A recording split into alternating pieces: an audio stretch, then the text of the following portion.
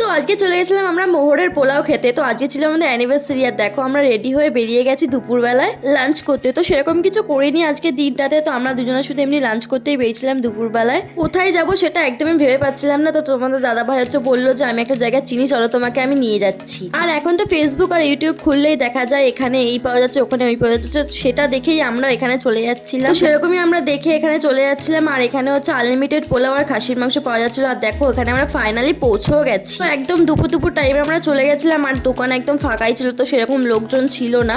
তো আমরা যাওয়ার পর কিছু লোক হয়েছিল। আর এখানে হচ্ছে দেখো একটা ব্লগার ওখানে দাঁড়িয়ে ছিল। তো আমরা প্রথমে বুঝতে পারিনি, পরে গিয়ে দেখলাম যে ওটাও একটা ব্লগার। এখানে হচ্ছে আমার কানের গুজিটা হারিয়ে গেছিল, যেটা হচ্ছে তোমাদের দাদা হচ্ছে খুঁজে দিচ্ছিল। আর দেখো জুতোয় ফুতোয় সব জায়গায়ও খুঁজে নিয়েছে। তারপর অনেক খোঁজাখুঁজি করার পর গুজিটা আমি পেয়েও গেছিলাম, আর খিদেও অনেক পেয়ে গেছিলো, যেই কারণে হচ্ছে আমরা সিট নিয়ে তাড়াতাড়ি বসে পড়েছি। আর এখানে দেখো আমাদের দুজনকে দেখিয়ে দিচ্ছি, আর আমার দুজনকে কেমন লাগছে সেটা কিন্তু কমেন্ট বক্সে অবশ্যই জানাবে। আর পোলাও যেহেতু আমরা আনলিমিটেড খেতেই পারবো, এই কারণে হচ্ছে আমরা এক প্লেটই পোলাও নিয়েছিলাম।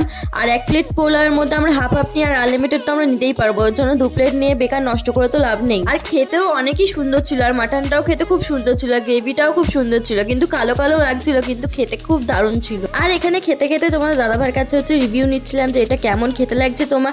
তো ওর তো খুবই সুন্দর লেগেছিল, তো বলছিল যে খুব সুন্দর হয়েছে খেতে। তারপরে একটু আমিও খেয়ে দেখে নিলাম যেটা কেমন লাগছে খেতে। তো খুব সুন্দর লাগছিল খেতে, আর পোলাওটাও খুব সুন্দর ছিল, আর মাটন কষাটার তো কোনো কথাই হবে না, দারুণ লেগেছিল আমাদের দুজনারই। আর এখানে দেখো তোমার দাদা হচ্ছে চুল ঠিক করে নিচ্ছে, আর চুলটার অবস্থা একদম খারাপ হয়ে গেছিলো, যেহেতু দুজনাই হেলমেট পরে এসেছিলাম।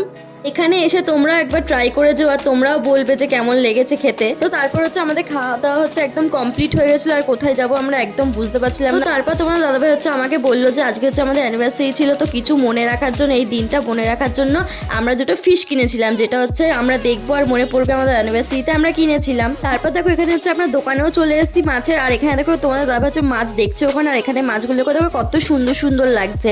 আর এখানে অনেক মাছ ছিল, যেটা দেখে আমার খুবই ভালো লাগছিল। আর এখানে দেখো এই মাছগুলোকেও কত সুন্দর লাগছিল।